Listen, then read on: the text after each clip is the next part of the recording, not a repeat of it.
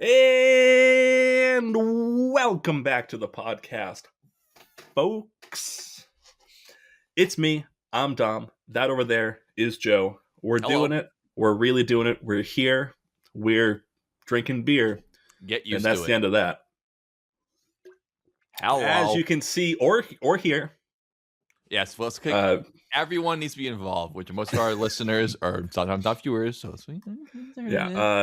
Dylan is not with us this week. He's still around. He's still with us in spirit and in body somewhere.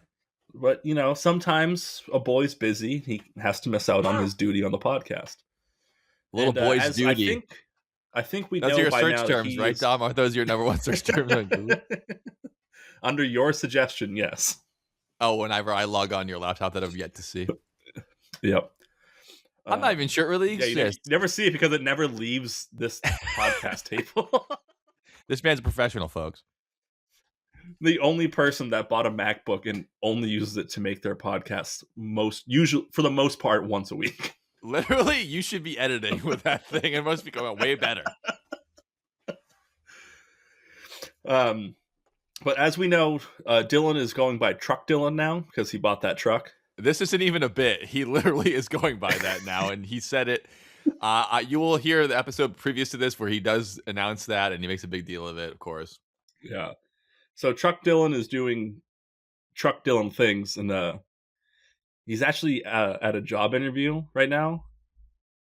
Oh, is he? He didn't tell me. He's trying to get hired to be the shift manager at his local KFC. Is he really? Well, he needs the extra money because he bought that truck and still hasn't sold any of his other cars. I see what you mean. So he needs to make some extra dough. Yeah. I love how his mom made the mandate after like 10 years of like, we need to get some cars out of this area. We have like 6 cars here. She barely even drives hers. He gets rid of, I think, 2 of them, starts driving his sister's car as his daily driver, puts the race car in the woods and hides it like a ghillie suit, and then purchases 2 cars. Yeah. What a move. And don't forget, one of the cars he sold was his mom's, and I don't know if she got a new one or not. I don't know. I mean, she must have done something or not, but I love the move of him being like, yeah, I gotta do the right thing. I gotta get these cars out of here, and then immediately purchasing 2 cars within like 2 months of each other, 3 months, whatever. Yeah. Awesome. The 2 cars he got rid of, neither of them were actually his. His mom's car and Mark's BMW. Yeah, he only had, I think, 2 cars at the time. Now he has 4, and he hasn't got rid of any of his cars, I don't think. He's trying to get rid of that Volkswagen. I know that. He's trying to sell it to me. That's not going to happen. Yeah, he was trying to sell it. I was telling someone about it the other day. I was like, yeah, Dylan just got finished saying never buy a car. I think he has 4 cars now. And then tries to sell Joe his Volkswagen immediately. It's like, don't buy cars from me. You just said not to buy a car. He's like, no, this one's different though. It's like, oh yeah, sure it is. Yeah, okay. I'm not buying it still. No. I'll help you. I'll work on it for you. So I can, whenever I need my car fixed, which is going to be every other week, I can drive it to Marlboro and leave it there for 2 weeks while you fucking fiddle around with it in the middle of your life. And then meanwhile, I'm just taking Ubers a half an hour to work every day. I don't think so, bitch. Good thing you're not here. You'd be talking a lot of shit right now, but you're not here to defend yourself. That's right. You have to be a crazy person to enjoy working on your vehicle every single night so you can drive it the next day. Yeah, and I'm not that guy whatsoever, and even you aren't that guy, and you know what you're doing. I lived that life with my first truck. It sucks. Yeah, it's no way to be. Getting home from work or school and being like, oh, I can't wait to hang. I was like, nope, I got to put an alternator in my truck. Yeah, and it's not. I mean, even though it's not directly a financial thing of like always having to buy parts, but like taking up hours of your life all the time just to make sure you can do the usual thing of going to work. That's fucking lame, or school, whatever. It's lame. Yeah. That's why I treat cars differently than you and Dylan. It's a means to an end. If I could sell it today and buy a teleporter, that's what I'd do. That'd be that. I'm fine with it. But that's not what we're talking about today. Not talking about teleporters. No, we're talking about I do have one question for you, though. Sure. I have one question for you before we start this, because every once in a while I like to get some questions at the beginning. Mm-hmm. This time I can only think of one. You can't spell a question without quest. I'm going to give you 15 seconds to answer this question. You got to rate. Actually, it's not even a question. Just rate a Modelo, the beer, between 1 and 10. I'm sorry, I have to have a qualifying statement. Am I rating it for what it is Or am I rating it throughout all beerdom, like all beers? Or like how is Modelo When at you being hear like when one you through three? it when you hear the name Modelo beer, Yeah. what's your instant reaction 1 through 10 about it? My instant reaction would be to rate it amongst all beers, and I'll give it a 2. Yeah, I'm saying like probably like a 3. I honestly don't 3 know would be why people generous, love it so honestly. much. I don't even I don't think I've ever ordered a Modelo. I might have ordered it at a Mexican restaurant, but I think mostly I've like had them at like parties or something, and people have given them to me. I never purchased one willingly. I've never paid for one, I don't think. If Yeah. I'm in a Mexican restaurant and they don't have any good beer, I'm getting a Dos Equis or a Bud Light. Oh, sure, yeah. I think I've gotten a Modelo at like in those situations, but that's probably the only time I've ever paid for a Modelo. It's not actually. I mean, I wouldn't say it's that bad for what it is, but for a beer, it's trash. Yeah, and for some reason, Mexico's it's good up at a lot there of things. Making beer popularity-wise. ain't one of them. Sorry, folks. Yeah, well, Stick to your tequilas I'm and your pretty sure they're delicious owned. food. It's not your thing. I'm almost certain Modelo's owned by Anheuser-Busch. I'm sure it is now, but like the original recipe or whatever, you know. I just say Mexico is No, so good I at will so many never things, and beer, understand. it's not one of them. I'll never understand why it gets grouped in to like the top 5 like most sold or most drank beers. I'll never understand Can it. you guess why? If you had to really twist your arm and guess why? Look at Because the it's other top cheap, beers that's why. most sold. Yeah. The other top beers most sold are like Coors Light, Bud Light. That's the whites version of it. And then now, a third of the country is Hispanic or more. I'm sure they prefer Modelo to, Coors Light. I have to guess. So that's your answer. That's Oh, why no, I've Corona's seen up a there lot too. of whites drink Modelos, Oh yeah, no, I'm not saying it's exclusive. and A they lot of a love lot it. of Hispanic people drink Bud Look at Lights. them. They love it. I'm just saying. I mean, Tecate hasn't made it up to that high regard. Oh my god! Yeah, have you ever had Tecate? Those are fucking terrible. They are. I would give that a 1 or a 0. But I'm just I saying drank they one of those still when we met up sell. with Shay in Brooklyn. That was fucking Oh, terrible. New York, oh, it wasn't Brooklyn, bad but you know what I stuff. mean. Yeah. That was No, bad stuff. Yeah, so no, I think that obviously if a giant portion of the population is Hispanic and Modelo is one of like the traditional Mexican beers, it's going to sell better than it should. That's my. How about Modelo Negro? You ever, careful when you pronounce it, but you ever had one of those? I don't think I've ever had one. It's actually worse than Modelo because why are you doing why are you doing that? You don't have any business doing it. I don't want Why an ask Italian why? wine company to make Drink tequila, Bud so Dry. why are you making dark beers? You're supposed to make that piss yellow Corona beer, where it's barely even beer. That's what you should. I would take a Modelo over a Corona. Your 9 beer times is out of 10, only though. good if you have to put fruit in it to make it taste regular. I shit you not. This past weekend, I saw some people order Miller Lights and put a lime in there, and one of the guys went, "Wow, that's actually really good." I was like, "Oh my, don't just buy a beer that tastes better." Corona, then, yeah. He's like, "Well, they don't have any Bud Light limes here, so I have to do this." Like, okay, that's what we're working with. Those same people would talk shit if you ordered like a fucking cheeseburger. They'd be like, "You need to get the lobster bisque or whatever. That's real food." You're like, "Okay." Meanwhile, you're drinking a Miller Lite with a lime in it. So like, everyone has their own taste, I guess. So, those standards. Yeah. But we're not talking about beer today. What are we talking about, Tom? We're 8 I'm minutes in always now. talking about beer. We probably will bring it up again. I'm sure we would do. Joe, let's use something in our brains to put together a sentence for what Let's we're just use talking our about brains today. in general for the first time ever on the podcast. I don't know if I'm ready yet. I've been training. I don't know if my brain's ready to actually. I think you're ready to do a brain blast, Jimmy Neutron style. Brain blast. You got to put that in. Oh, come on. Think.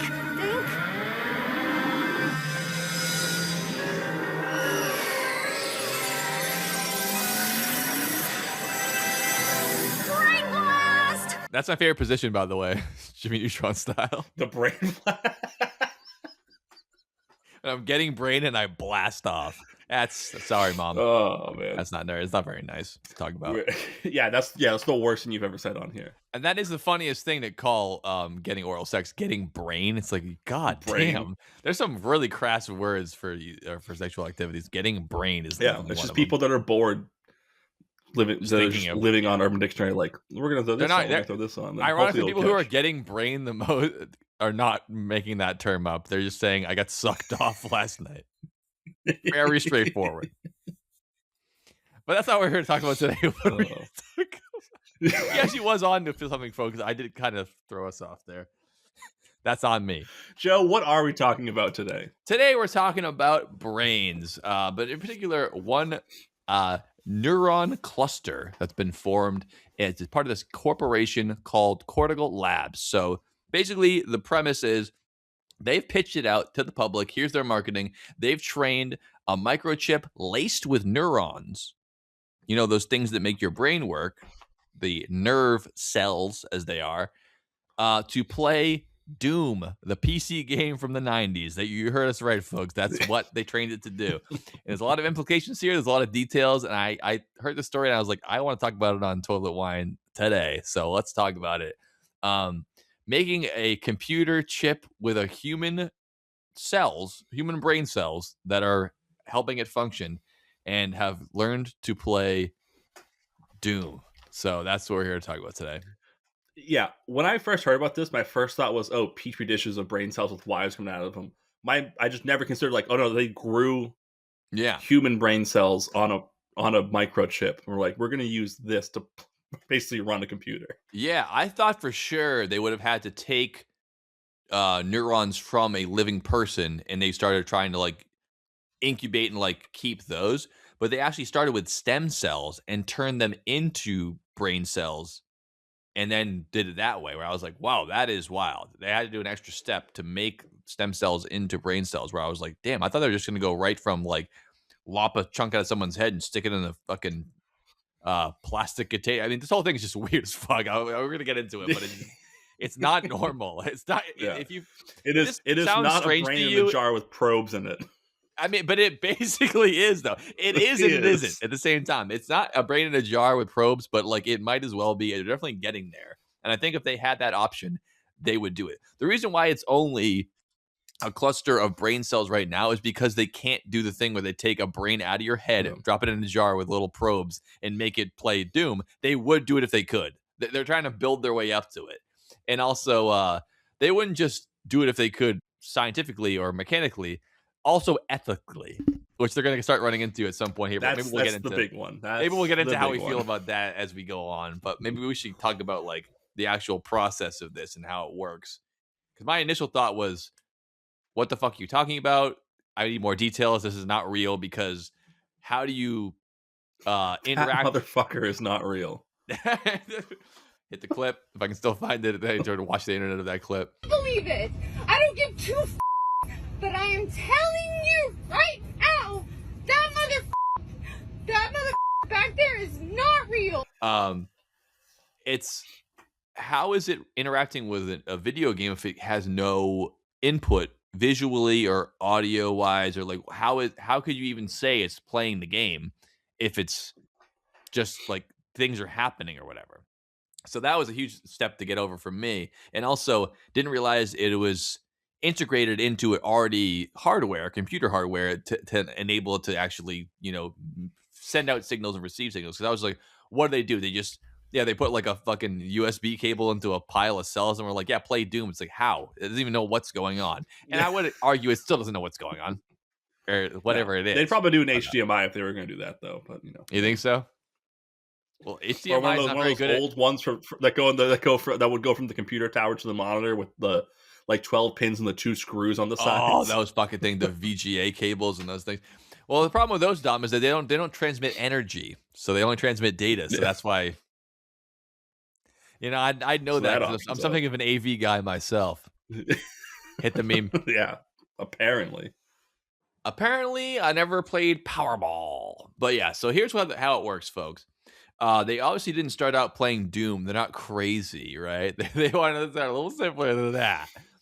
But they took stem cells, they grew them by a miracle of nature. They had to ask God, they had to pray, and they say, please turn these into brain cells, please. The way that, you know, how actual the only way life forms. happens. Exactly, yeah. Because otherwise, how would they be able to do this? This seems unnatural, right? But so stem cells, to stop there, they are basically these cells that are very plentiful in the early stages of life. An easy way to describe them, and very crude way to describe them, is basically they're like a wild card. The best way to describe them is science, technology, engineering, and math. Mm-hmm. Another kind of stem. Also, the part of the plant that goes up and holds it towards the sun. Oh, but really, Really, what they are is they're basically like, yeah, like they're like a variable. They're a wild card. They're the X in the equation. These cells can become any type of cell. So it's a very plentiful in the early stages of life because you're this bundle of cells and your DNA is telling it to become different things. I need this, I need that. And this is why people are trying to use them in a lot of different medical treatments because basically in the best version of them, this doesn't always work, but the best version of them, you can introduce them to a group of other cells and they basically assume their form. So there's thoughts in the future to be using stem cells to basically regenerate your body. So if you're like paralyzed, let's inject them with stem cells and then they can regrow these neurological systems you have in your body, your whole like, neurological system, as well as like if they have organ loss. Oh, he had to take out half his liver, get stem cells, grows back a new liver. We haven't been able to accomplish that yet, but on small scales. Your parents circumcised you. You didn't consent to it because you're only a baby. You want that stem organ cells back. Stem cells. Bingo, grows right back. So that's like the sci-fi version of it, but it actually is the hope because on a small scale, that is what happens. You literally bring these cells in and they become what they need to become in the body. They're pretty amazing. So they started out by using these. I mean, this is the way they're huge kind thing of in cancer treatment now, where it's like, oh, well, we're starting to lose your whatever part of your body is having all these tumors. Yeah, or the cells that are we need to destroy the cancerous cells, just, but we should replace them with something, right? We also need to replace them with the good thing, and because your body won't make the good thing, we'll throw this in there, and it'll start making the good cells again. It's pretty amazing stuff. I think the reason why they did it is because there's probably a legal and ethical dilemma with taking people's part of their brain and then starting using it in experiments to run video games. So I imagine what they did is they took stem cells and then grew them into neurons in order to avoid that aspect of it. Maybe it is more efficient. Maybe it's cheaper. I don't know the real reason why, but they start with the stem cells. They grow them into these neurons. It's almost like a few years ago when there was that lawsuit because someone died and had their body donated to science. Then they found out that body was used to test explosives for the military. Yeah, that's a bad look. And they got a lot of money out of it because they're like, what the fuck did you just do with my dad? That's fucked up. But also, how about the 1,000 people who never got any money out of it? And they definitely were doing that a lot. That wasn't the one time. Never found out about it. Exactly, yeah. And also people who are like, maybe you don't have a lot of family members. Lands on your windshield while you're driving, you go, I know that thumb, that's my dad's. I have to go talk to the army. I know that thumb. I've been very close with that thumb on many occasions. I know for a fact. Yeah, I've been under that thumb for decades. Yeah, I'm well aware of whose thumb that is.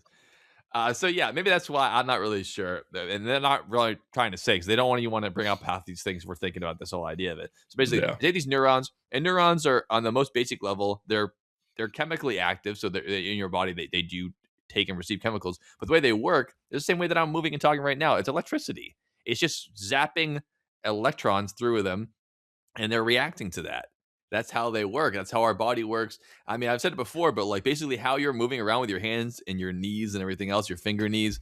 You ever see someone get tased where they just seize up and their whole body goes over because the electricity in person? No, I've seen some videos of it. So videos, yeah, I haven't seen in person either.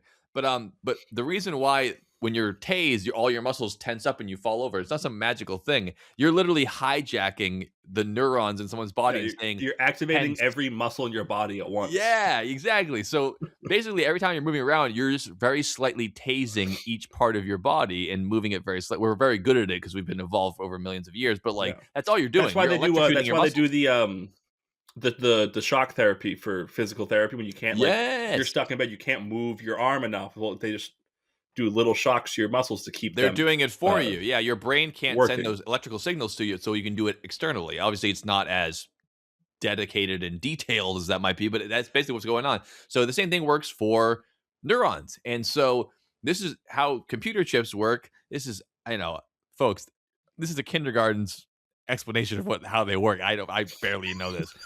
But electricity goes in them and they do stuff. And that's all they're doing with this stuff. They're zapping these neurons and they have them seated on this microchip as if it is like part of an electrical circuit.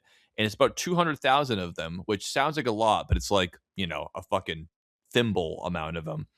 And they're using them as if they are electrical circuitry, and they're trying to teach these cells to interact and react with systems outside themselves. They started out by teaching it how to play the game Pong, which, although it is probably the first most famous video game, pretty simple, right? and you better believe it's not playing against the computer. They taught it how to play against a wall. So basically, the ball Yeah. pongs over, and they have this giant paddle which it almost can't miss, and it still misses because it doesn't know what's going on. And they try to pong it back, and they taught it how to keep the ball hitting the paddle. Yeah. Now, how the fuck do they do You that? ever seen a toddler try to play video games? Imagine if it was a few minutes old and it's trying to play the video game. It's even harder, but it does play very much like a toddler does, where I feel like it's just trial and error, and it has no idea what's happening and no input. So how does it even know what's going on? Because it is a collection of cells wired in, and it doesn't have eyes, ears, or a brain. It's still neurons, Now, but it doesn't have a brain. this part, I actually know how they do it. Well, Dom, please take it away. They take what we would see on the screen, which obviously it's binary code putting up what to translate to what we end up seeing. Yeah, But it's still electrical signals. right. But and we're inputs and taking outputs and all it in stuff. through our eyes and seeing it that way after it's been So they will transferred. have it hooked up to a monitor so that they can see what's going on. Then it gets converted into just electrical signals and essentially just flashing lights. Mm-hmm. So the neurons are getting just electric signals thrown at them, basically being like, "Hey, there's one here," and it goes, "Oh, it's going that way." And it's almost like when they tried to train the pigeons for homing missiles by tapping the light that moves. Yeah. Where it's always just looking for. It's just imagine a grid with lights moving. It's like, oh, wherever that's going, the Mhm. neurons have figured out like, oh, that's where the electrical signal's going. They still don't Yeah. even know it's a light, No. and they're like, we have to go towards that. That's the hard part to translate too, right? Because there's still no visual element whatsoever. At least the pigeons can see something to home in on. This thing is just reacting to electrical signals. There's no vision at all. Yeah. Even if they could show them, they wouldn't react. There's no visual cortex to translate and say this is what's happening to Yeah. the thing. They're basically It's all just it's almost like if you were blindfolded and people got you to go through a maze by shocking you when you got too close to something. Yes, that's a very good analogy. I kind of analogized it when I was first learning about it. It's like you're sitting in a closet and all around you, it's blacked out. You can't see You anything. live in the closet, Joe. Come Can't on. hear anything. This is very familiar to me. But picture there's buttons all over the wall, and those buttons, when you're hitting them, something's happening out in the real world, but you are not aware in any way. You can't see, you can't hear, but you're getting feedback through like touches to tell you like, and not even like writing words, just like touching you and being like, okay, so when I hit that button, this happens. When I hit this button, this happens. And when they touch me here, I'm supposed to hit this button. It's kind of just like learning through like completely guessing. And the more feedback you get, the more you're like, oh, should I do this? Should I do that? And it's just kind of reacting and acting. And it's really, you have no idea what's going on. Meanwhile, on the outside, you're causing World War III. This is what's happening. You are moving ballistic missiles from America to Iran right now in your closet. They're playing spider stomping in your closet. Meanwhile, Tehran is a shell of its former self. Hold on. Is that what it was called? The game at Chuck E. Cheese with the spiders? That's Yes, exactly Dom. what I was thinking of when you said Spider spiders. stomp. That's the first thing I thought of. We taught a brain on our computer how to play spider stomp. I just remember Blaze was always really good at that game, but it might have just been because he was like I 10 love years older that. than me. Probably, yeah. But I love that game. And if I ever see it at an arcade, you better believe I'm going up and playing some Spider Stomp. And I love that game. It's great. But yeah, I was anyway, so it's bad just at like that game. reacting to lights and stomping down. But we were using our visual cues. We're using the auditory cues. This thing is just a pile of cells that's like loaded up to electrodes, like you said. And again, it's just the equivalent of like, there's so much translation going on here. Like whenever we're watching it play Pong, that's completely, it's like a third dimensional, I mean, not third dimensional, that's where we live, like a fifth dimensional being like watching your life, kind of like you have no concept of what's happening. It's just, it is happening. You have to just like trust the system kind of thing. Because this thing is just reacting. It's basically like poking cells and then they twitch left or right, and you poke it 5 times in the right and it learns to twitch to the left a little bit. And that's the equivalent of it's playing the game, but it doesn't know that. I'm using the word it's a collection of neurons. Yeah, there's absolutely zero consciousness involved here. No. And I don't think there's any argument there could be, because even the most simple life forms with, systems of neurons, like for example, a lot of, parasites and mites and insects, they wouldn't really have a brain in the way that you conceive the brain now. There's basically just a bundle of nerves, but they still do react, and they are much more. If consciousness hasn't risen in them like it is in us, it's still more conscious than this, petri dish on Yeah. a microchip kind of thing. So it's hard to say really what's going on here. That's as close as I can get is how Dom described it and how I can describe it, which is spider stomping. And that's how it's going down. And meanwhile, it's playing Halo 3 on legendary mode. It's tough. It's tough putt. But yeah, so then they moved on from it playing Pong. They're like, okay, so I can figure out Pong. It knows when, I don't know, the rewards versus punishment system. I don't know how they really handle that. Just like, this is more likely to not to happen. It starts to learn this is how it wants to act and how it gets more feedback. But then they go, how can we translate this to a game that's not as simple as Pong, a game like Doom, which is one of the first person shooters ever. That is interesting. I just thought of that because if you are trying to teach it to play the game and be good at it, how do you teach it punishment? Because you can't just what's like the first thing you think of is like, oh, how do you stop a bad behavior when they do the bad behavior? You hit them, you shock them, something like that. Yeah, it's all. It does not feel pain. It's living off of the electricity. It needs the shocks to do what it's doing. You can't shock it to be bad. Yeah, I think the only thing you can do it's almost like when you pour water down like a ice luge or like a table, and you're kind of just coaxing the liquid to go in the direction you want. Like it's not ever, the water's not mad. You put your hand in the middle. Like if you pour your water down like a slope and you put your hand in the way and the water cups around your hand and flows off of your wrist, the water's not like, what the fuck is that? It's just like, it just is reacting to it. And that's as close as I can think of that. They're basically trying to coax it into doing things. It's not learning in the sense that it knows next time not to, the water, if you pour water down your wrist and catch it all and pour it again, it doesn't go, I'm not doing that again, and it goes the other way. I mean, it doesn't.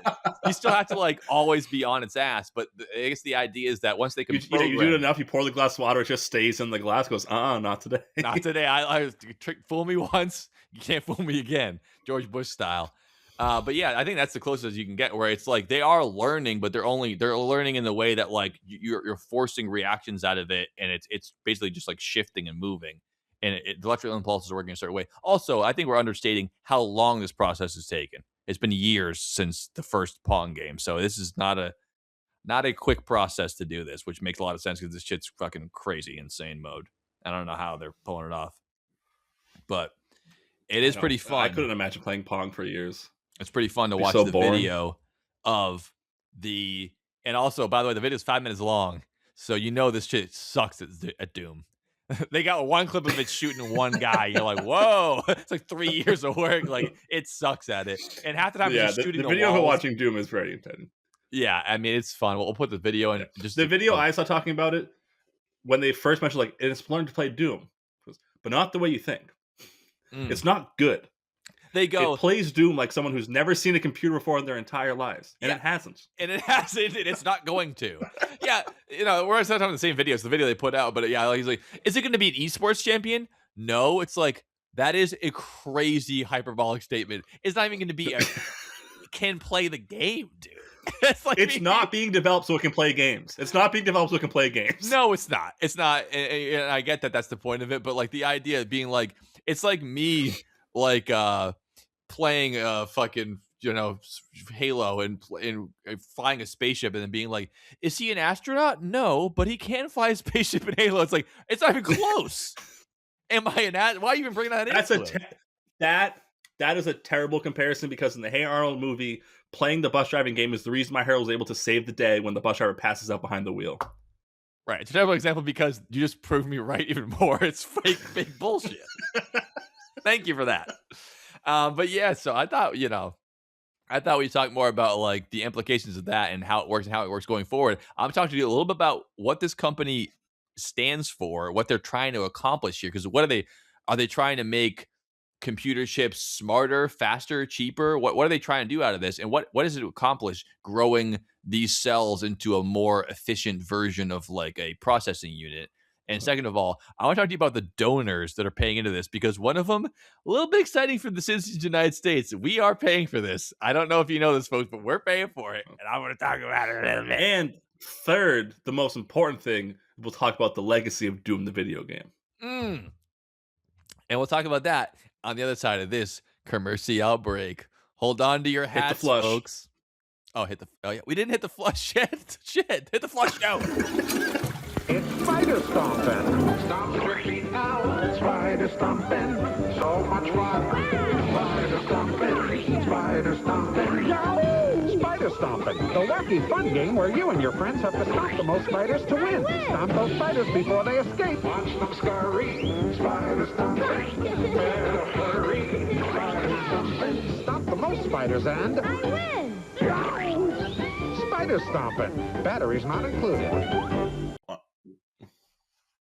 Hey, how's it Do going? not turn off your monitors. You are receiving neurological information from the internet. Electrons are shooting through the international World Wide Web, and they're hitting your ears and eyeballs.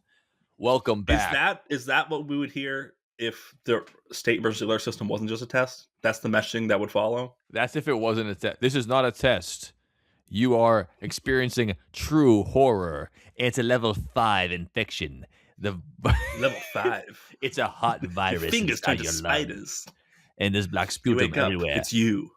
It's you again, except this time you have 9 legs. Welcome back to Toilet Wine.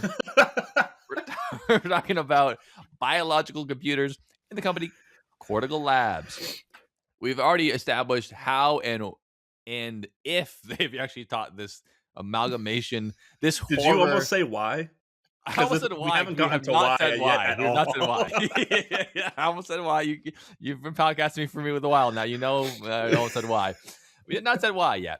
But I want to talk to you folks a little bit about how, which is not technically, but how they can afford to do this shit. And like I teased a little bit earlier, your tax dollars are going towards this. The Australian Yeah. company growing a brain in the lab. So have fun with that. Chachi, what do you think about all the thing?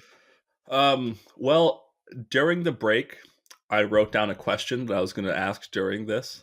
Okay. It only took me about 30 seconds of my own neurons firing to realize it's a really you have a fucking lot more stupid than question. 200,000 to be fair. I I only think you wrote have down like the question. 200,001 or something like that. How many do you have nowadays? It changes every weekend. It gets lower. Yeah. It's like the I only wrote doomsday down clock. I wrote down, how do they keep them alive? And I went, dumbass, the electricity. That's all it fucking is. True, but you also Um, need to keep the temperature. You can't just put them like supercomputers are hyper cooled. It makes them more efficient. They actually like pipe in, like, you know how they say when you use AI, you use a bunch of water. They use water to cool them. Yeah. They also use like actual cooling units to cool down computers because technology works better the more it's cold because it heats up as electricity flows through it. Now, this case, having living A cells. lot of things work better when they're colder. Engines work better when they're colder. A lot Cold of air things that aren't combusts alive faster than hot air that does. aren't alive are better than when they're colder. Yeah. lot Cold of water alive boils things- faster than hot water does. A lot of things that are alive don't work better when they're colder, and that's the section Yeah. that you just kept out there is that they live in an incubator because they need to be kept at a constant temperature in order to survive. They can't just keep them out in the cold; they'll die. They'll be cold and they'll freeze out. Yeah, like a baby. Mm-hmm. But no, Which is- I watched the video. Not witnessed. once did it cross my brain of who's paying for this. I just don't think that way when I see science stuff happening. I get that. Yeah. I get so infatuated in the process and what makes their sense. theory is and how they're trying to do it. I don't even think about the cost at all.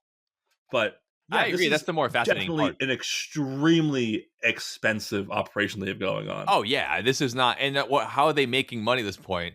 Teaching a bunch of neurons how to play Doom isn't like a lucrative business. Obviously, they're not winning the esports circuit, as the guy was very clear about. They're not Yeah. winning the pot at League of Legends or Evo 2026. It's not happening.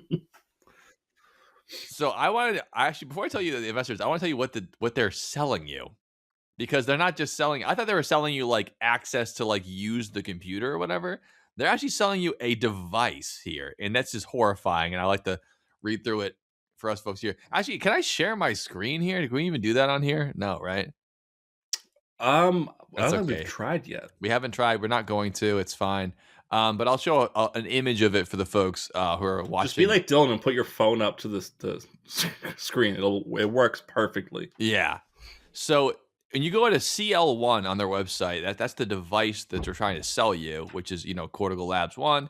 It's the front of it looks almost like an like an Amazon like Alexa home unit where it's like a touchpad and it's on two little feet, and the top has the little like white like domes on top of it. But as you scroll down, it It starts almost looks like an overly complicated bathroom scale. My yeah. first But as you reaction scroll seeing down, it. it starts It's fucking deep. it starts spinning it around. And then it looks like an entire like computer tower turning inside little feet, and inside are all these wires and shit like that. And it lets you know that real neurons are cultivated inside nutrient-rich solutions, supplying them with everything they need to be healthy. And they grow across a silicon chip, which sends and receives electrical impulses. Basically, you're buying your own little brain matter inside this machine that's getting kept alive by nutrient-rich solution and the uh, incubator keeping these things nice and toasty so they can do brain power for you. I can't believe they're selling the device. I thought they It were, seems like they're essentially giving you the ability to train a brain to do anything you want it to. which is insane. I thought you were gonna have to pay for like to like utilize their lab. They're saying we'll send it to you in the mail. You can plug this thing into your fucking microwave and have a whole That's brain in your house. crazy. It's weird as hell. Yeah, the biological intelligence operating system, it runs a simulated world and sends information directly to the neurons about their environment. The neurons react, their impulses affect the simulated world. So it's like it is creepy as hell that you This see the this ports in the shows back. how hole just in the up back. in the air and how little's known about this thing. Yeah. Because a video I watched was saying that they thought the practical use was medicinal research without having to use live test subjects. That is what they're This does not look like that to me. No, it doesn't at all. But Dom, you just nailed on what I was going to mention later. Is that's what they're claiming is like, why would we have to use primates or even human test subjects? We can use like a simulated brain, or like not a. They wouldn't call it a brain because that's ethically insane. They want to call it like, Yeah. oh, you can test neurological activity and test all this stuff and how it works. And I get that aspect of it. But I strongly suspect that is a front for what they're trying to do here. That sounds nice, and all this sounds nice, but I don't think that's what's going to happen. Yeah. I don't think I that's have what a they're theory on actually what it's trying going to to be, do. but I'll save it for a little bit before I break into my theory on Okay. what it's going to be used for. Now So, that yeah, I'm seeing I'll send a this. picture of what this thing is, but it's just like, and obviously you can't buy it right now. You can sign up to buy it. I think it's like the flying car when Michael Jackson purchased one of them, and then 10 years after he purchased one, he died, and then they still haven't built it yet, and it's not ever coming. So it's like it could be one of these things Yeah. where it's like you're just investing in something that's never. It's gonna almost like the cryopod companies where everyone who spends millions of dollars to be in one, Yeah. the companies go out of business before they are even at the point where they're supposed to try to unfreeze them, so they just end up with cadavers, and they go, all right, well, this is Whoopsie. gone. Yeah, it's good to dream, but don't be a fucking idiot. And all the time I see things like that, or like what this might become, or those cryo companies, it's just like, so what happened? It spent like $500 million to freeze these people who died, and now they're thawed out. So what actually happened? Just a bunch of money went somewhere, and now it's all gone. Like, what? That could have fed the entire Yeah. world They for 3 spent years. all their money on liquid nitrogen and then ran out of business. Yeah, and then what happened? Ultimately, nothing happened. You had a dream for 5 years where your dad's head was frozen. Which is or a good whatever. point. This thing, the CL1, could end up being absolutely fucking could be nothing. in a Eh, couple. who knows?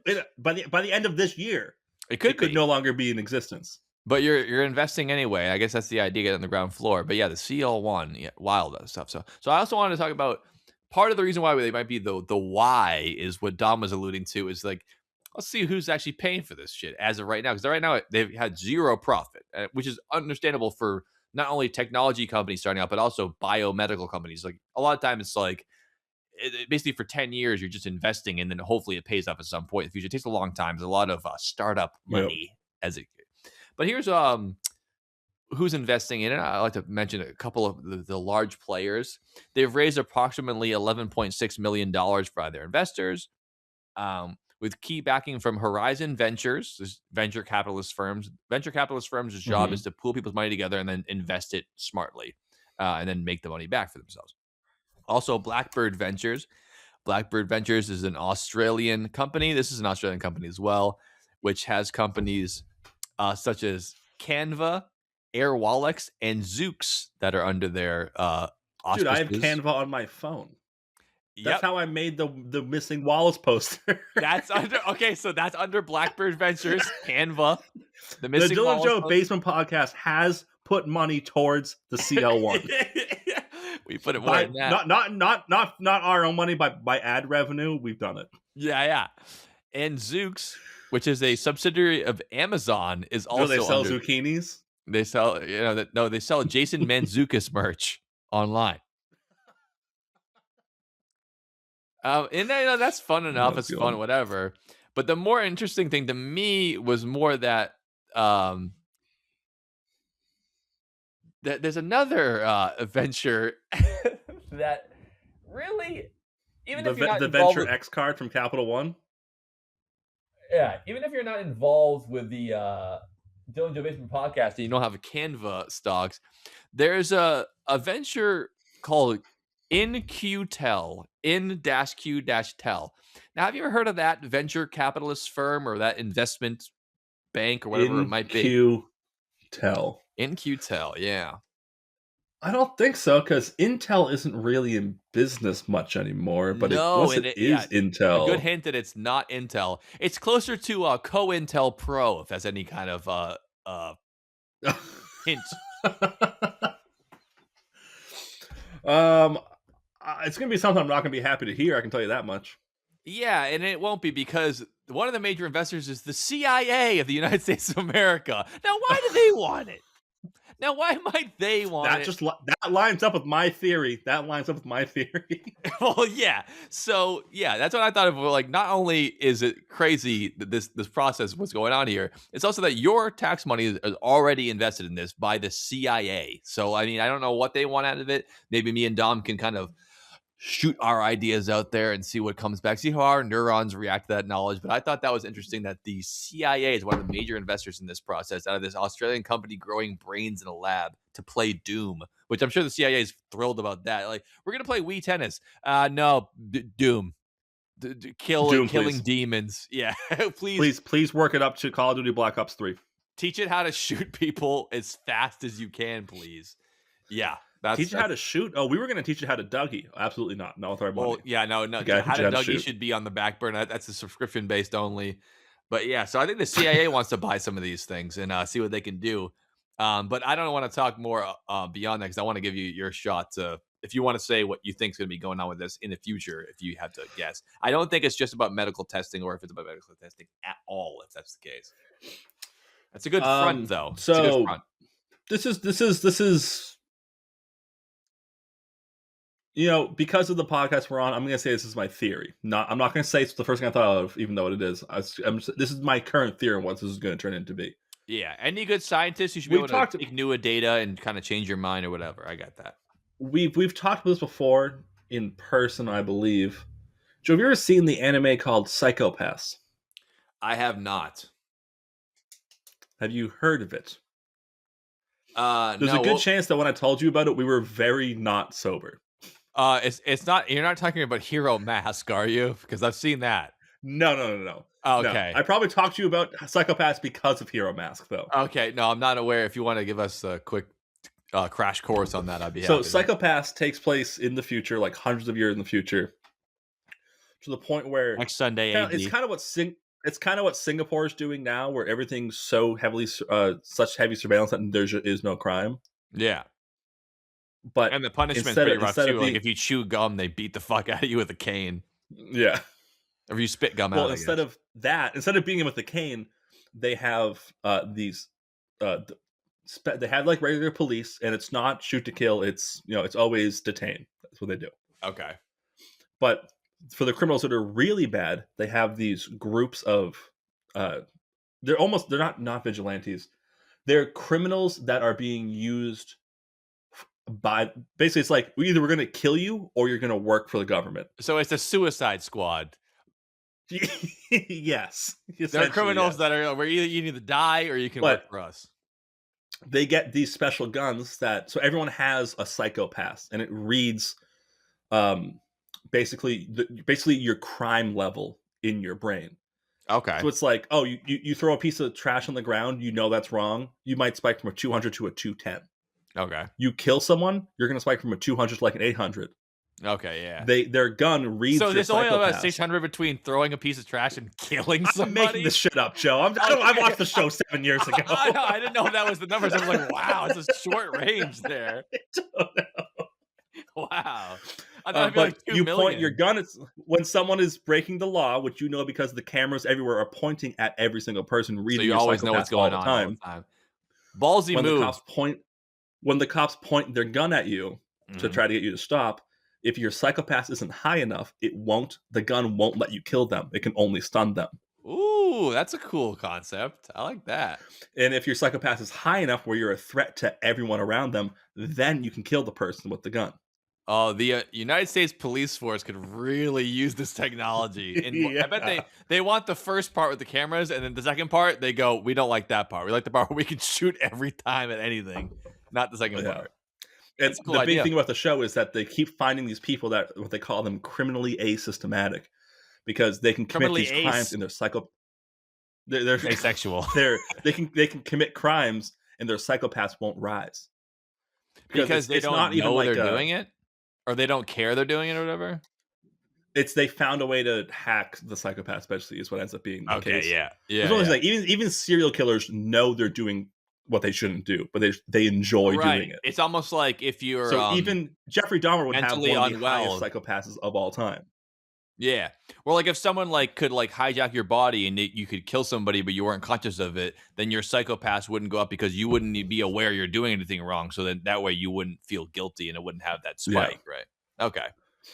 And what ends up being they end up going into this room in like the law place.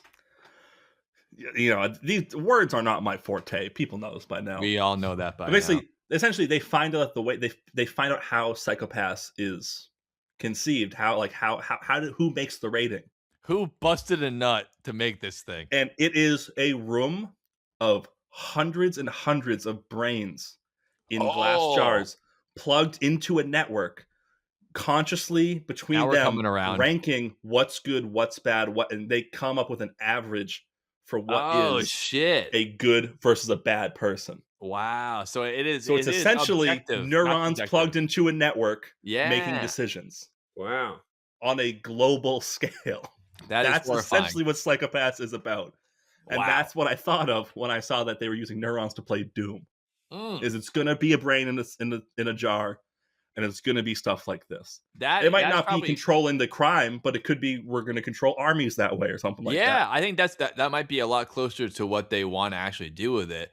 My initial thought, was when I heard about they're training a non-brain to play Doom, I was like, oh, that way they can do a cheaper version of putting like the brain in the jar thing, but instead of it being a network of brains, which I think is a smarter version of it because brains are supercomputers as far as we understand. Like they might not be able to act like a network of computers, but they're in your head is more powerful than any computer you've ever used. The way that it works and how intricate it is. I thought they were like, can we grow brains that just do what we want? And they could just like have like super soldiers that are like robot men and just send them in and do whatever they want. Like that was my first thought. The CIA is like, oh, we can just grow a brain in a lab and do whatever we want and train how to kill. Like, why don't we just do that? These people have all these families and ideas and morals. They're in the way of our mission to do whatever the fuck we want all the time. So that my first thought was like, oh yeah, they're gonna like figure out how to grow a brain in a lab that's hooked up to a PC that just does whatever you want. And essentially just like, zombies or like robots that have brains instead of having to, actually, program hardware to do it. It's like it's easier if you had a brain. It's like the cheat code. That's like the same thing as like you can teach. Right now, we're getting closer to teaching robots to perform different tasks. But one of the hardest things about building a robot that can do what humans can do is that humans can do a million things. Even the stupid people can do. They can cut vegetables. They can wipe their ass. They can drive. Like they can do everything, even just a little bit. And every robot we can make is an expert at one thing. It's like the best chess player or the best at, building engines. Like all it can do is one thing. And the idea is that they want to build what they call like generalized artificial intelligence. Now it's all like computer, how to make a fucking fake video. That's what they call general AI or generative AI. Generalized intelligence is the idea that you can make a synthetic being that can do things like humans can do, where they're good at a lot of things, because humans are good at tons of stuff. It's essentially like in the Matrix when they plug into a computer and download new skills. Sure, yeah, but the idea is that, like a human brain needs to take that information in, because to build an artificial being, they can only accomplish one task better than a human can, but they can accomplish two tasks worse than any human. So like the system that has beat the grandmaster at chess is the best chess player in the world. Can't make a sandwich. Like, can't even talk. Like, it can't do anything, but it says that one task. It can breathe and it can play chess. It can't even breathe. It can only play chess. But yeah, so the idea I was thinking is that, like, if you get a brain involved in there, you could accomplish multiple tasks and still have the autonomy of a robot, which is near zero. And you could just be like, oh, now I have basically a slave that can do whatever I want, and it'll do that according to what I want, rather than having a specific, like the bomb defusal robots, or like a robot that, it can do a facial recognition. They can only do those things. They can't do both. What if you could have a robot that does whatever you want, but it can defuse bombs and recognize faces and run and shoot? Like, that was my idea about it. But and slob your knob on the nightly basis. And slob your knob and give you brain, as it is a brain. But I think that your psychopath definition of just utilizing these as more of like a network of computers making judgments might be closer to what they can actually accomplish, but who knows? It's all quite horrifying in my estimation. I don't know how you feel about that. Yeah, I don't like any of it. It sounds really fucked up to me. Even at this stage. The early stage. In this economy, forget it. Now, what do you think the most useless use for this could be if it gets fully developed? Probably auto liking Instagram posts for you, so to up your virality. It's just swiping and just hitting like. Running my Tinder account for me. Now that would be more useful, I think. Yeah, until you get on a date and they're like, "So, tell me about your cat, Marcus." Like, "Oh, yeah, he's 3. You told me he was 1.5." Oh, I meant I always get the math wrong. But he's got his 3 legs, and it's like 3 legs. He doesn't have 3 legs. You told me a picture. He has 4. Like, shit, this thing's really fucking me here. I like how you said it had 3 legs, but the computer was right about it. Like, you think they'd be wrong about that? Be like, why does your cat have 3 legs? Be like, he has 4. Like, you told me 3. Like, you told me 4. Oh, I said 3 now. I said that's why I said 3 for the age when I meant the legs, which is also.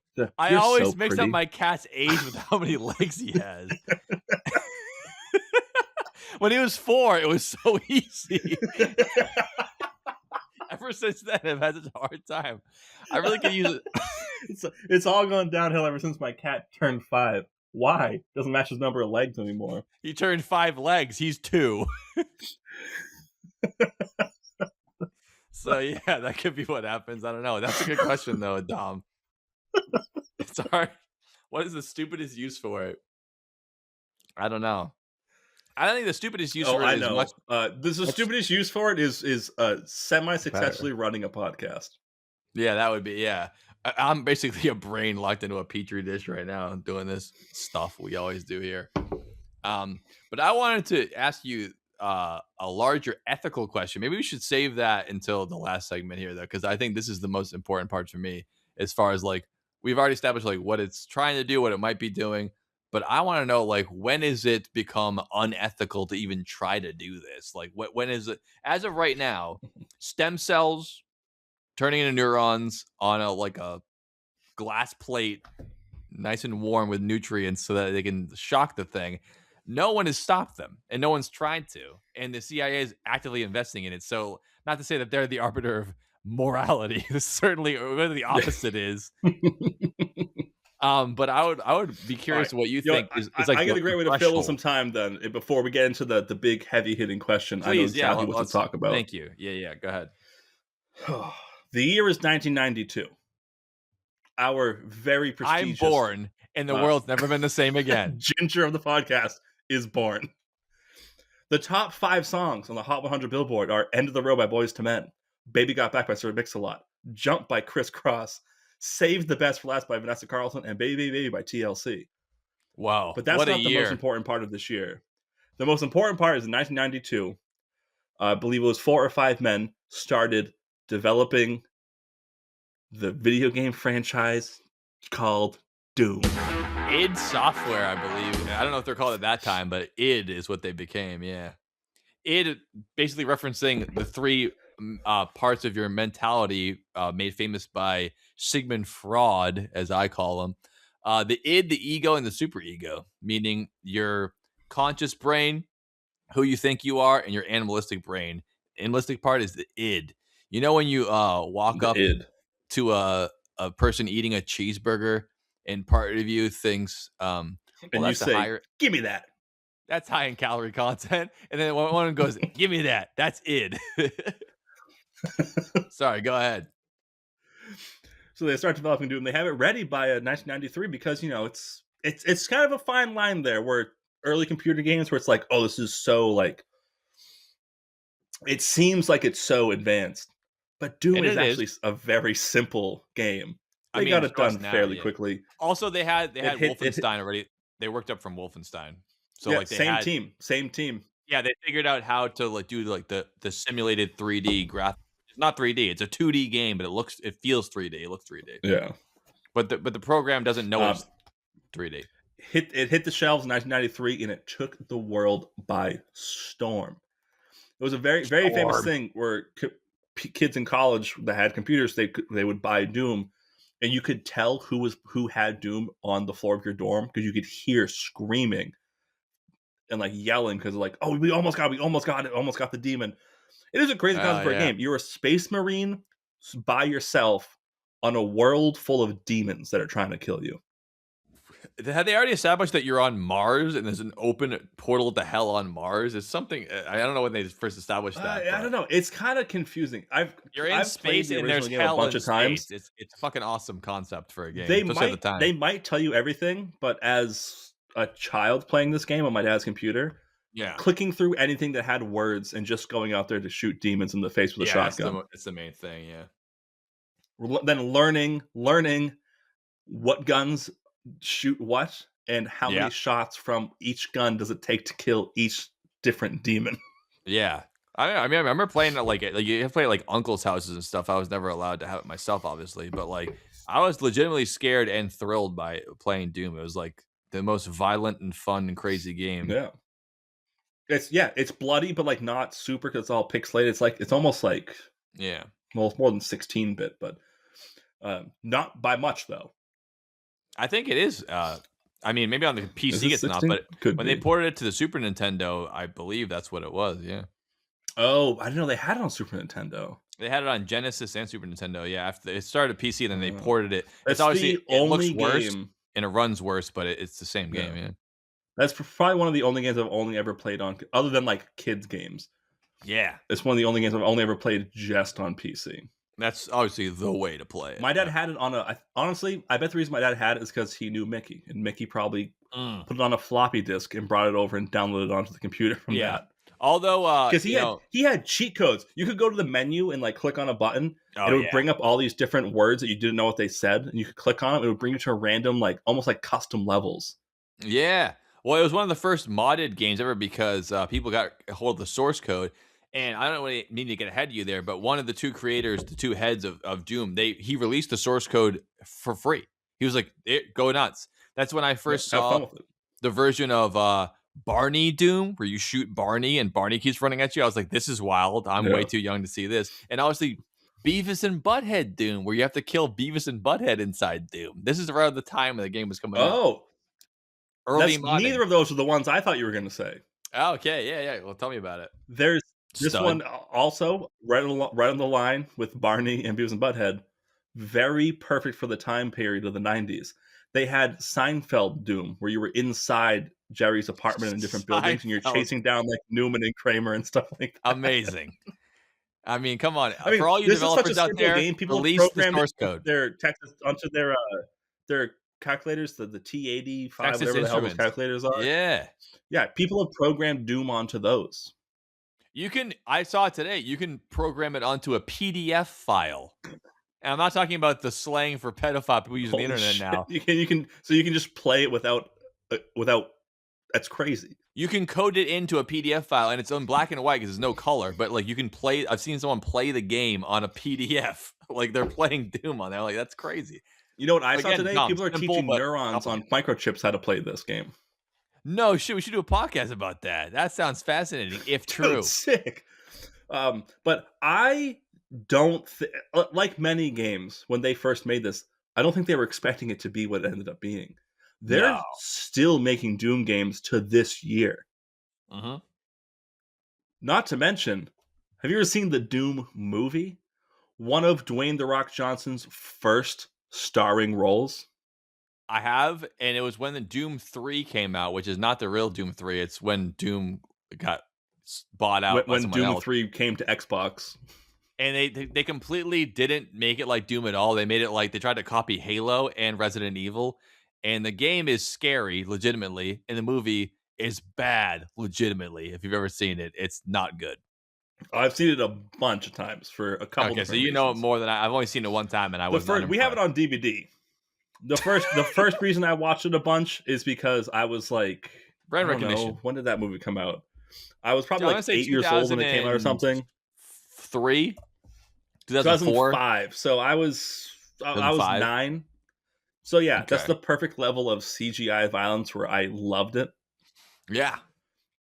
And plus I played the game a bunch, so like I was excited to see it.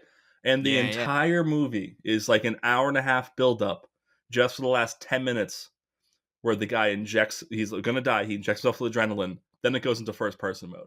Then they're like, here's 5 all minutes the marketing. They're of like, what it this should is have been part- the entire time. It should have been at least half the time. I remember seeing the trailer and seeing the first person mode, and I was like, that's amazing. They're going to do it. But again, Hollywood up until, I don't know, yesterday was like, video games are a joke and they're stupid and we can't trust them, even though they make more money than us. And let's just do it our own way. It's like, no. Do you know how it's Yeah. good? Like, Let's make it a dramatic action film about a infection spreading through a ship. because zombies are big right now. Let's just do zombie shit again. Yeah, no, like when you Yeah. see, I mean, literally the only good example I've ever thought of. I mean, the Mario movie's okay, but Fallout, the TV show, is the only time it's like, let's just actually trust the fans of the game that we're going to try to market to and just do it like the game, and everyone fucking loves it. It's like, just Yeah. do what It's they the did. only time it's ever worked. It reminds me of like kind of a side tangent though, but when they did the X-Men movie when it first came out with Hugh Jackman, all this shit, they're like, what, the silly costumes and they're super, it's lame. Let's make it like the Matrix. They're all wearing leather. They're all hanging out at like a futuristic cyborg center. It's like, just do what people want. And now look what they're doing. They do exactly what people want and people fucking love it. It's like, it's crazy to be like, I'll tell you they what finally you want. put him in the suit. I'll tell you what you want. Tell me Yeah, what it's you like, want, no- what you really, really want. Yeah, so I felt like that for the Doom movie. They were about 25 years ahead. Behind they being like, the part in the trailer where you did the first person and everyone liked that part the most. Let's do that for 1 minute, and then 25 minutes of The Rock flexing and talking to people about like, get down, Charlie Bravo, 1, 2, 3. We have a zombie virus. Fuck you, just lame. We're using regular rifles to shoot aliens Mm. instead of all the. Well, actually, most they of didn't even the use most the of the weapons in the BFG. game are pretty normal, but Which all Doom players No. know that the BFG, the big fucking they- gun. I mean, come on. yeah. The other reason I watched the movie so much, and the reason why I had the DVD in my bedroom for one period of time, was because there was one fully CGI, but I didn't know that at the time. There was one full nude scene in that movie. Hell yeah! I knew it wasn't to be when he cocks the shotgun. It's when he shots the cock gun. That's what you wanted to see. Hell yeah! Also, dude. as much as Fallout is a fantastic show and written super well, my favorite part is helps a still lot. just the accuracy. Is just the accuracy to Same. the design of the game. Yeah. When I watched that first episode, I was creaming my jeans about what the mailboxes looked like. Oh, exactly. I mean, obviously, you still have to That's make a a good good game. show, A but good like the show. accuracy But yeah. and the fidelity to what they're doing, it's a no-brainer. And I hope that everyone can take a fucking page out of Fallout's book and be like, just do it like that, Yeah. dude. And put if it- Paul Atreides in everything. That's what you should take out of this. Paul Oh, Atreides from the please don't. good Dune.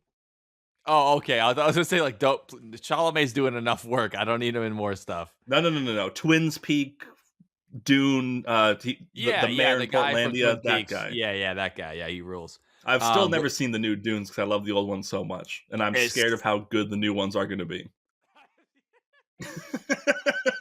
it can. Hey man, you can watch the old ones anyway. It's not gonna take away from it. All it's gonna do is show you how the old ones didn't even try to make Dune. They're just like, I don't know. Let's spend an hour building it up, then go, oh shit, we're out of time. Let's do 2 books in 25 minutes. I'm sure there's still parts of the old one that are better than the new ones, but not all of it, and certainly not how it looks. That's definitely not what's going on there. But yeah, we can't get into Dune. We're talking about Doom here, man. I know it sounds similar. Let's take our next break, and then we'll talk about the we'll talk about Doom some more. We'll tackle some ethics on our way back. Yeah. What's it called? What are the difficulties called? It's called like baby ass pussy, and then like I'm a fucking man, and then like nightmare hellscape mode. It had one of the earliest difficulty ranks where they like made fun of you for trying to have a good time. You're like easy mode. You mean little baby it's like how bottle when boy? When you play South Park, the Broken Butthole, for the difficulty bar, it's changing. It's making your skin which tone makes darker. It way more of a good title than the broken. Oh, what did I? Oh, I said broken.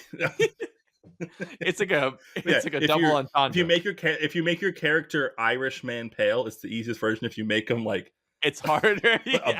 Super Black, it's a harder game. It's crazy. But that's the best version of that. But I think Doom was the first game ever to pass judgments on you based on difficulty, be like little baby toddler mode, or like big strong man mode, or like I am become death destroyer of worlds mode, the fucking Oppenheimer mode. Anyway, so this podcast for us, it's Oppenheimer mode, but for you, it's little baby bottle mode. We want it to be easy listening. This is easy like Sunday morning. We'll see you on the other side of the break. Easy like Sunday morning. Everyone's dead but me. They can't kill me. Gotta stay smart. They're not gonna win.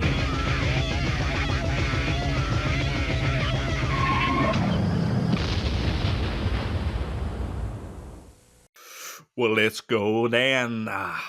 And welcome back. I just told Joe everything I knew about Creed from start to finish. I almost read the lyrics of every single song. I saved Human Clay for next time, but don't worry, we'll get that done too. I just threw up all over my lap.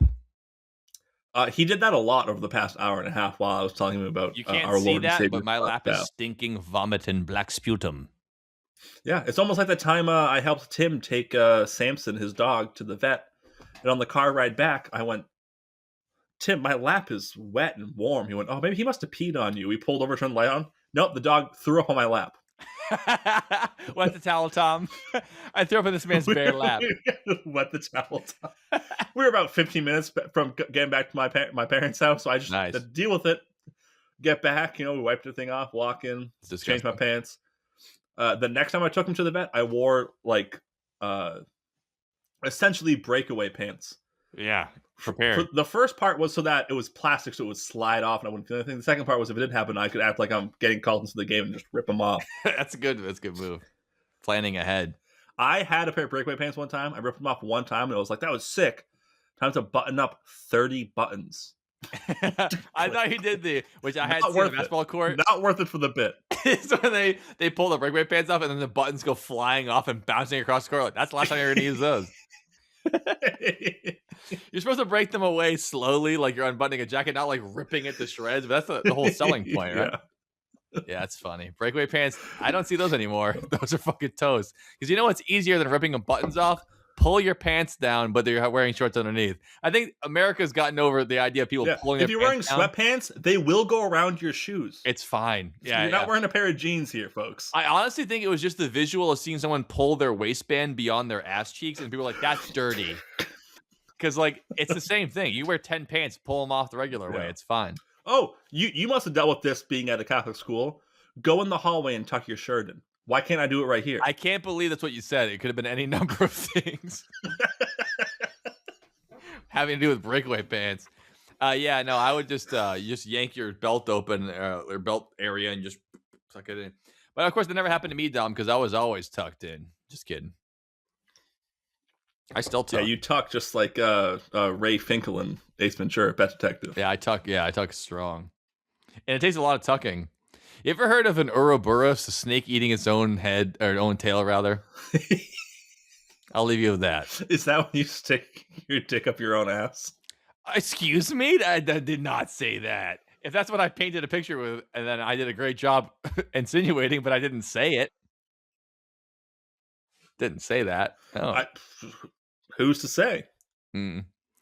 It's I guess what I'm That's for the fan to decide. I guess what I'm trying to say is that like you need to be your own hero. Satisfy yourself. Don't always look to other people to model I can you. be your hero, baby. I can be Planet my 52nd hero. Tower. I'm an Ouroboros below the belt, and we're gonna leave that where it may.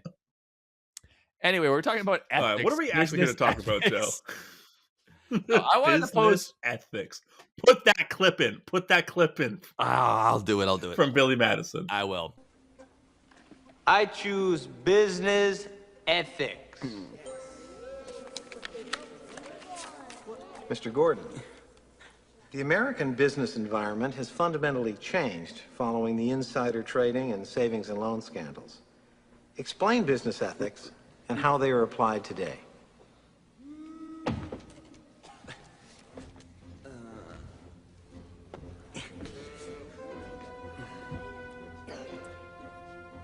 The ethics of business can be summarized in.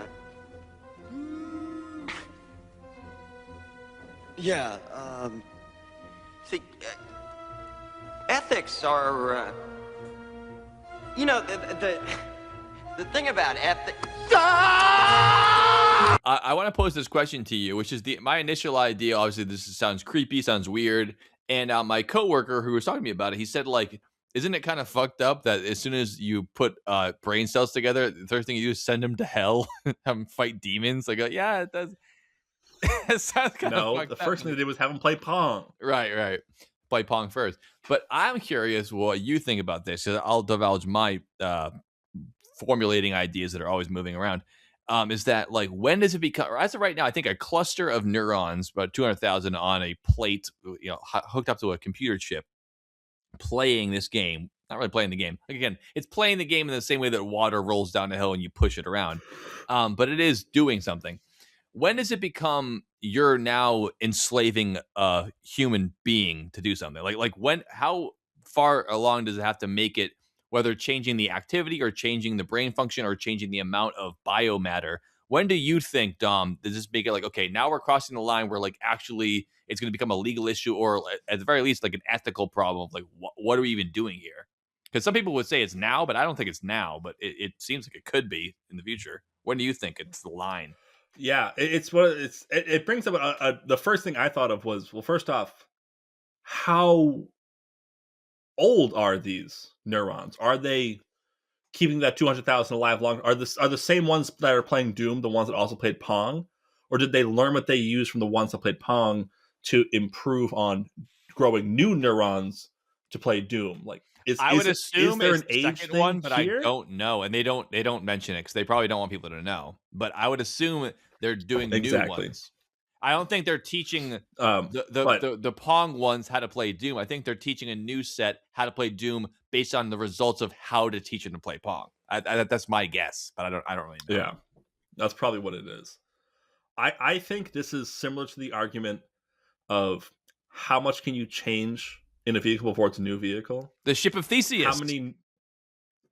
How many neurons do you when need does it become before it's new? not just when is it?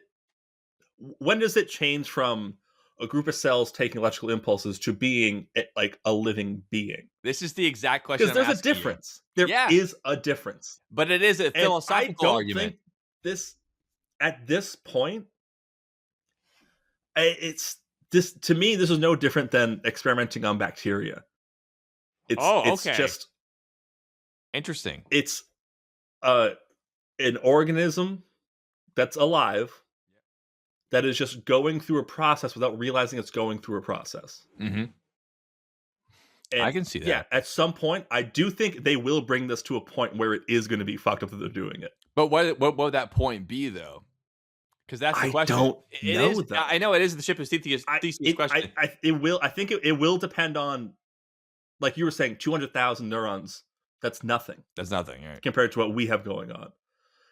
I think it will get to a point where once they build up enough, if they're using 1 million or something like that, I think in the natural order of things, it will. For the record, that won't be enough. That's still barely any. I know that it's numbers. yeah, whatever. It's like at a a certain point, and when it goes to 1 million, that's murder.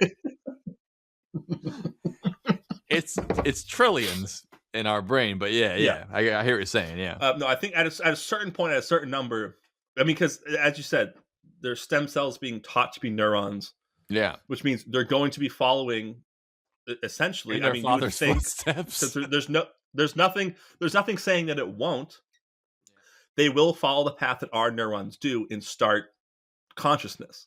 We don't know. We might not know. I don't certainly know at what level one knows how many neurons you need for that to happen. No one knows. And at some point, they will get to that point, though, and I think that's when it will get fucked up. So consciousness is the benchmark. Once you hit that, then it becomes unethical, because once they can perceive what's happening to them, that's when it becomes unethical.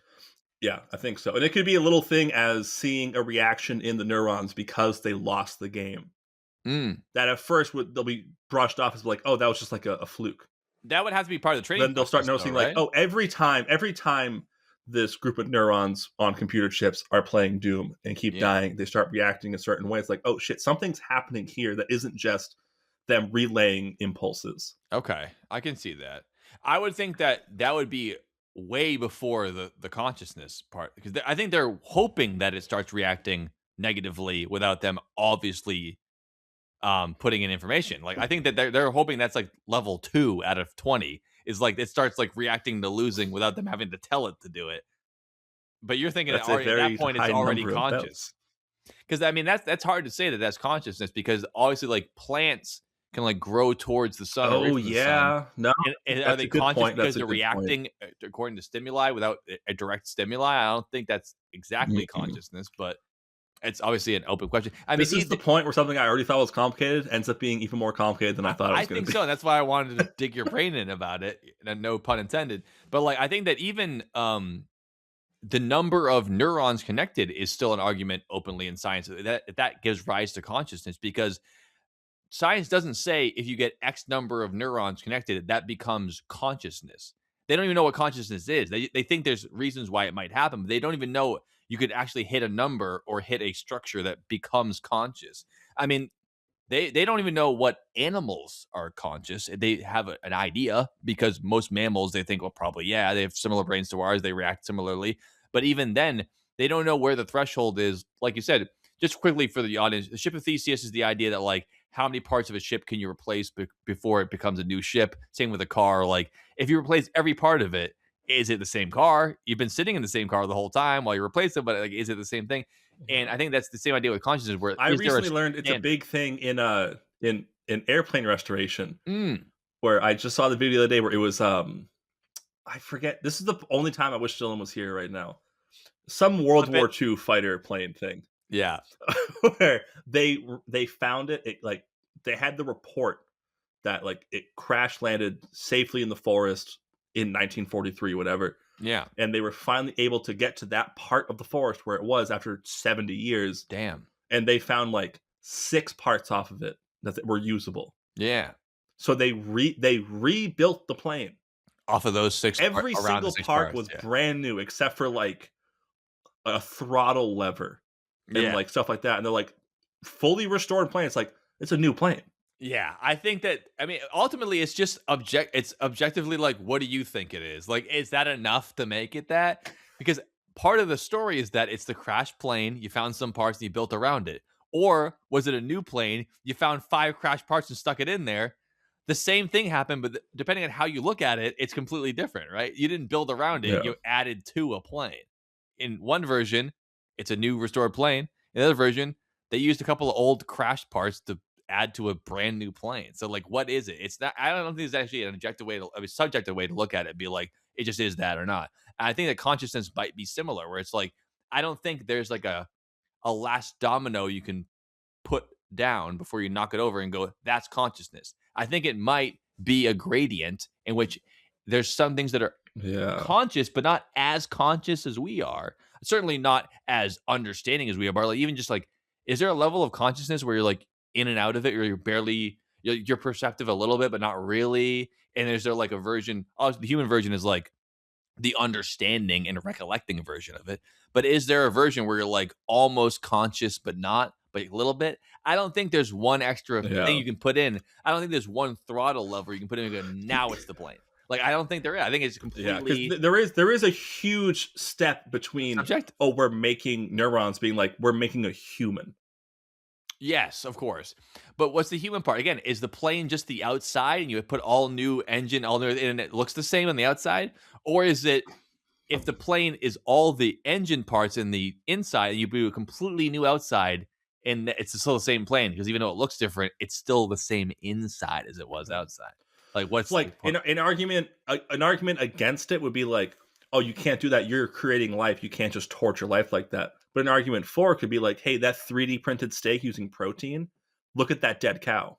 That's part of it too. They're trying to say we're going to limit suffering by making fake life and be like that. It could have been you, but we're going to use that instead. But then you get into the whole, if we can grow, imagine growing an entire human body without a brain. If you could grow a human body with no brain and then harvest all the organs, would you be doing the right thing? Be like, no brain, we're good. Like we got all the good stuff. It just can't know it. But it looks like a person on the outside. It looks like a person on the inside. It's just missing one part. Every time I think I have something to say about this, I can immediately discredit what I'm about to say. Like I feel like there is no right answer to this. Well, I agree with that. There is no right answer. That's why it's an interesting discussion, in my opinion. Is that like there's no right answer. It's just like, what do you think and what do we all think, kind of thing. But yeah, I think it's weird. Definitely, if they took a brain out of a fully fledged human adult person and popped it into the thing and started saying "play Doom," I'd say that's unethical. I don't know. I know that is. If you do the extremes, or if they take one neuron and they poke it and it pokes them back, by electricity, I don't think that's unethical. But like, there's so much in between. I don't know. But all I know is that they're not concerned about that. That's the part that worries me. We're having a conversation that they might be having, but ultimately when the dollar signs show up and the CIA goes, we're going to double our investment, I don't think they're going to slow it down. The difference is we're having a conversation of like, oh, what is this? What is it? Like, is it actually ethical? They're having a conversation of how are we going to handle this when someone says this is unethical? Exactly. You just nailed it right on the fucking head. They don't care why it's unethical or when it is. They care what they're going to do when ultimately people claim it is and how they're going to deflect and say it's not that big of a deal and hide it and find out. And the CIA is going to go, don't worry, we got this. Yeah, they're like, we're pretty experts at this. What you do is you just kill everybody, and then 30 years later they find out about it, but then they don't care because everyone's dead. What you do is you just introduce crack to the inner city, and then everything goes away. It's perfect. It worked out perfectly then. What you do is you sell missiles to Iran, and then when they launch them 40 years later, you say they shouldn't have missiles, which a guy did do last week. Literally, he got arrested for selling. Yeah. And the guy that sold to him still works for Fox News. Oh, yeah. No, we're talking about the same guy. I love it. He's like that's they shouldn't have those. Like, you literally are the guy who sold it. You're the one that sold them to him. You're the one that committed treason. And you're not only the one that sold him, you're the one that covered for Reagan so that he didn't get impeached. You know the worst thing, Dom? I think we both know this. The hypocrisy. It's really the worst of it. It is selling missiles to another country. Everyone listening right now, the hypocrisy. Everyone listening, everyone watching, go on Google, type in Ollie North secretary. She helps him share the documents, and yeah, there's a reason why she's well known. It's not because of what she did. It's the notes she didn't hit. There's a great song from American Dad. They do a Schoolhouse Rock type of video song about Ollie North. About Ollie North. Patriot. Wow. Yeah. So that's what we're dealing with here, folks. It's all up to our own minds. And really, ultimately, the designs and the understanding of the human race is just a combination of a bunch of brains in a vat. And all those vats are us. We're walking around. We're deciding. So I don't know what we're going to decide. But I think this idea of it is crazy and sci-fi-ish and dystopian. But that hasn't stopped us in the past 10 years. So why is it going to stop us in the next 20? I don't know. We'll see what happens. Yeah. I'm going on the record as saying this is creepy and I don't think it's a good idea, but we'll see what happens, I guess. It's fascinating. This is as cool as this is, or fascinating is probably a better word than saying cool. Yeah. When I first saw this, my first thought wasn't wow. It was why. Ugh, why? I think Like, why are they doing this? The most idealized version of this being we can make fake clusters of neurons that aren't people in a lab and test like Alzheimer's drugs, Parkinson's drugs, treatments on these instead of treating real people or like apes or things like that. If we can do like that, that sounds like a pretty good version of this. Like that, the most idealized version. Like, why would we use real life to test it on? Like, let's use like fake life and test it that way. I get that. I don't think that's what's going to happen. I think that's the best case scenario. And when in history has that ever happened when money's involved? So I don't think that's perfect. When has the tech industry ever had our best interest on their mind? I mean, I don't know. Ask the Never. AI companies that help target that girls' school. I don't think they have anyone's best interest at heart besides their wallets. But yeah, that I get it. If that was the version of what happening, and then in 10 years from now they go, you guys were fucking idiots for that podcast. They solved Alzheimer's because they had to test these CL1. I'd be like, all right, well, yeah, I was wrong. But yeah. And you know what we're gonna say? We're saying we know we're idiots for having the podcast. We know that. Yeah, we know that. Even though now we're brains there in is vats, still making the podcast. On the animal testing, bleep blorp. I don't on the animal testing side. But yeah, bleep blorp. I don't understand your language. On the animal testing side, not related at all, there is a great Family Guy cutaway where they talk about animal testing. It's just a guy, and it's a rabbit wearing lipstick, and he shoots the rabbit in the face. Goes, well, now we know that lipstick's not bulletproof. That's a good fit. That's how you find out. But yeah, you get to test it out. You found out. So who knows? But I don't know. I think we could go on for this about another hour about the whole ideas of it. But I think we should leave it for a future episode. We should do it. And we should leave it up to our audience. That's what I think. Yeah. You guys comment what you think. What do you think this really means? Hopefully we had some kind of cool ideas you can kind of pick your brain with and at least entertain you if nothing else. Well, that leads to the big question. What if this didn't entertain them? Then it was truly worthless. I fear that every time I watch these, Dom, when I'm editing them, I go, oh. You know what, Joe? No, it doesn't matter because you know what? We entertained ourselves. Of course. At the very least, we entertained ourselves. And isn't that what it's all about? If it's not all about that, then why the fuck do we keep doing this? It's all about self-pleasure. It's kind of an Ouroboros below the belt situation. Per the Bible, is illegal. It's illegal according to the Bible. It's like item 9. 2 references. Item 9. It's the bee's knees. Oh, man. So there you have it. All right. You want to head into our final segment, which is not Final Thoughts. It's not Final Thoughts. Different podcast here, folks. We gotta head into we gotta go tap into our wine cellar that only contains toilet wine. Our Woodford Reserve. Bring some samples up. Ooh. Yeah. What would he reserve? What wouldn't he? And we'll be right back here with our toast to end the evening. And we always end these videos the same way, or recordings. Sometimes I forget that people do listen to these things. Yeah, you stop. I still don't know why they'd ever consume this media without looking at Joe's beautiful face, but that's their loss. It's a mystery lost in time. Like, where does consciousness arise? Yeah, I think it rises in the east, and then it sets in the west. It rises between my knees and sets on your chest. Clip that. That's fantastic. Thank you. We always end toilet wine the same way. We get a little glass of toilet wine that we've made ourselves, and we got a toast to something. And this time, I got a 2-part toast on this one. I couldn't figure out just one. Get ready for this exclusive content. It's a 2-part toast on toilet wine, starring Dominic. I gotta find Wallace because he would love to be on this show. He loves stuff like this. Where the fuck is he? I actually don't know where he is. And we'll find him later. Because Maybe we'll put on another. Who knows what he's up to? Canva ad about him or whatever. Canva. Pay more into the neurological computer. The neuron computer and get another Walls poster. Why not? We're gonna toast to science is wonderful and scary, and Doom is a hell of a game. Hey, here.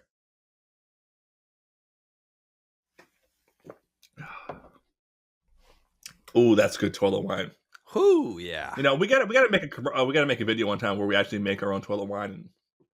And not that we don't already do it, but a video of us doing it. I think we've been saying that since episode 2, so I'm sure it'll happen probably next week or so, sometime soon. It's only been 3 years. It'll happen. Yeah, it's coming right around the corner. We made candles. That's not that different. Yeah, you're right. And when you're right, you're right. And you? Yeah. You're always right. You're always right. Well, folks, thanks for joining us for another episode of The Toilet Wine. We talk about a lot of crazy shit on this podcast and on the other podcast. And if for some reason, do you think there's a listener this far and have, do you think there's one listener never that seen only listens to Toilet Wine podcast? Go listen to that. If you're some crazy motherfucker that only listens to Toilet Wine, first off, I want to meet you and shake your hand after you watch it. If there's anyone and who second, it is, what is wrong with you? Yeah, I don't understand that. And also, it would only be your girlfriend. And if it's not her, that's nobody. Oh, I just no doesn't check out a ton of it. I don't Makes think. Every once in a while she'll mention. I'm like I tell everyone, there's no need for you to watch this. But if you do, we greatly appreciate it. But if you do, we will be eternally grateful. Exactly.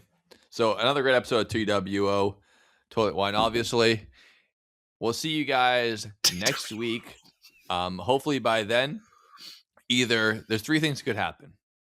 Gas prices are going to go up. Maybe. Okay. We'll see. Number 2, we've been infected by a level 4 viral agent. We have Ebola Zaire, and we're going to bleed out our assholes. Or level 3, Dom is going to be on the podcast again because it doesn't have to plow anymore. The snow's gonna be over. Snow's gonna be over. Gonna be over. We all heard it here first. So there you have it. Dom. It was 70 degrees 2 days ago, folks. It was amazing. What? Say one more thing to the folks before we sign off. I'll tell you one more thing before we sign off. Would you please? I meant to say this a couple episodes ago, and we kind of missed it. We just kind of got distracted. I'm so glad I extended the podcast for this. We got to do... I wish Dylan was here for this, but I've forgotten too many times. I have to do it now. We got to do a big rest in peace to Robert Duvall, who, of course, was in our favorite movie, Gone 60 Seconds. Among other things, Falling Down, one of the best movies ever made. He's in that. A great legend. Yeah, Robert Duvall, great actor, great at the time. He was in Goodfellas also, I believe, right? Or was he in Casino? He was in one of those 2 movies. I think Casino. Yeah, I don't think he was in Goodfellas. Yeah. Casino, that's the one. Yeah. Yeah, one of these days I'm going to watch that movie. But yeah, great actor. He's in a bunch of good shit. He's gone. He was old. He lived a good life. Godfather. And the last thing I want to say is keep your eye out, folks. Because next week, old Dommy himself, he's got band practice for the first time in his life. Whoa. We're getting some new music coming out by the names of by the folks of Jay, Dom, and Timmy. If I could remember the name of the band, I would say right now, but it's been a month since we talked about the name, and we haven't done anything yet. So I'll keep you guys posted. Hell yeah. That all gets cut. We're not putting any of that in the podcast.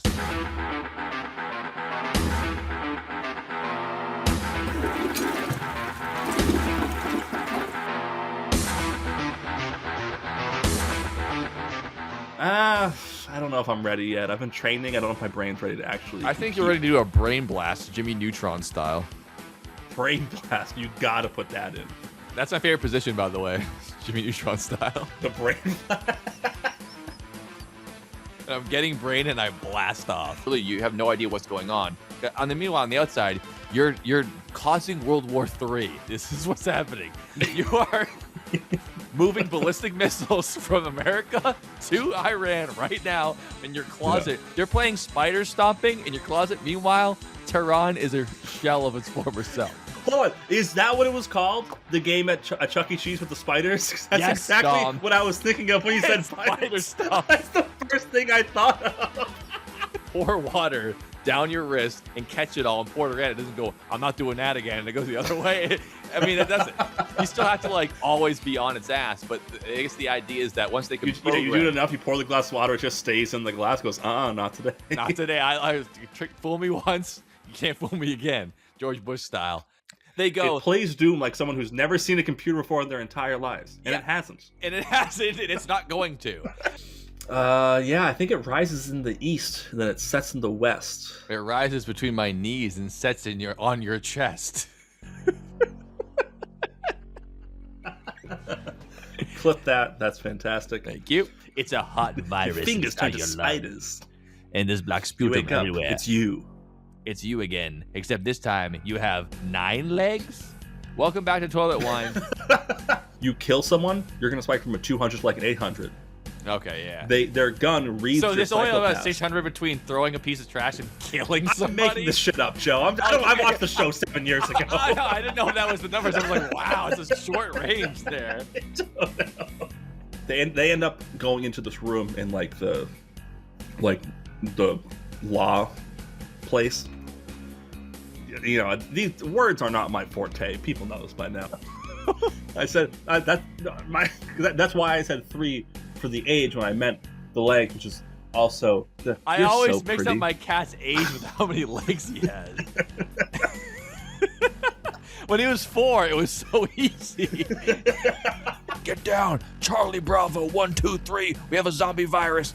Fuck you. Just lame. We're using regular rifles to shoot aliens. Tim, my lap is wet and warm. He went, oh, maybe he must have peed on you. We pulled over, turned the light on. Nope, the dog threw up on my lap.